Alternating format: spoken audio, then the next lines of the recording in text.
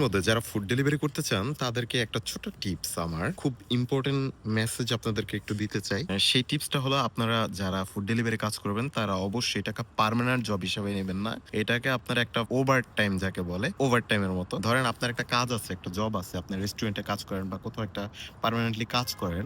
ওটার পাশাপাশি আপনি এখানে আপনার একটা পার্ট টাইম হিসেবে নিতে পারেন। কিন্তু আপনার এটা কিন্তু ফুল টাইম জবের জন্য এটা পারফেক্ট না। কারণ হলো ইটালির মধ্যে থাকতে হলে আপনার নিজের একটা কন্ট্রাক্ট এর দরকার আছে। সেই কন্ট্রাক্টটা আপনাকে ফুড ডেলিভারি কাজ থেকে আপনাকে দিবে না। চাইলে প্রতিদিন ৩-৪ ঘন্টা কাজ করতে পারেন। তো মাসে আপনার খাবার টাকা এবং বাসা ভাড়ার যে বেতন মানে বাসা ভাড়ার টাকাটা আপনার এই কাজ থেকে ফুড ডেলিভারি থেকে চলে আসবে। তার মানে আপনার যে বেতনটা পাইতেছেন, ওই বেতনটা একদম সম্পূর্ণ আপনার হাতের মধ্যে থাকবে। আপনি যেকোনো সিটির মধ্যেই থাকেন না কেন, এটা সম্ভব।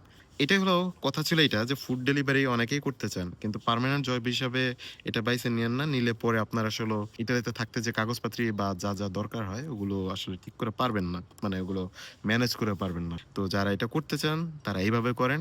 আর জব খোঁজা, আমরা কিভাবে জব খুঁজবো আসলে বুঝতে পারতেছি না। তাহলে আমাকে কমেন্টসে জানান। আমি আপনাদের এমন ২ টা সিস্টেম দেখাই দেব, যাতে প্রতিটা মানুষ কারো কাছে হাত পাতা লাগবে না। আপনারা নিজেরা নিজেদের জব খুঁজে পাবেন। জবটা আপনাদের যেহেতু ইম্পোর্টেন্ট, তো আপনার কাছে এতটুকু বলতে পারি, আপনার কমেন্টসে জানান যে আমি এটা নিয়ে ভিডিও করব কিনা। যদি আপনারা সেটা বলেন, তাহলে এমন একটা ভিডিও বানাই দিব আমি আপনাদের। আমি বলতেছি ইটালিতে থাকলে কারো কাছে অন্ততপক্ষে হেল্প চাওয়া লাগবে না যে ভাই আমাকে জব খুঁজে দেন। আমি সেই সিস্টেমটা আপনাদেরকে করে দেব। যদি আপনারা এই টাইপের ভিডিও চান, তাহলে আমাকে জানাতে পারেন, কমেন্টস করেন।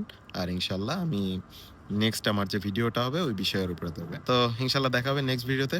ততক্ষণ পর্যন্ত ভালো থাকেন। আসসালামু আলাইকুম।